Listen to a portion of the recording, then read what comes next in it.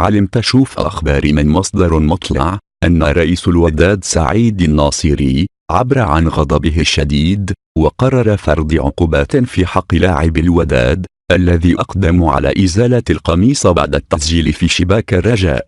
وأوضح المصدر ذاته أن رئيس الفريق الأحمر من المنتظر أن يفرض عقوبته اليوم الاثنين، مشيرا إلى أن هذه العقوبة تتمثل في 3000 درهم بالنسبة للحاصلين على البطاقة الصفراء بطريقة مجانية أو من خلال خلع القميص، و6000 درهم في حق من حصل على البطاقة الصفراء في المباراتين. تجدر الإشارة إلى أن تعمد لاعب الوداد إزالة القميص خلال مباراة الديروبي أثار استغراب جماهير الفريق الأحمر، خاصة عقب ظهور معطيات تشير إلى أن للأمر علاقة بإشهار لم نتوج رياضي.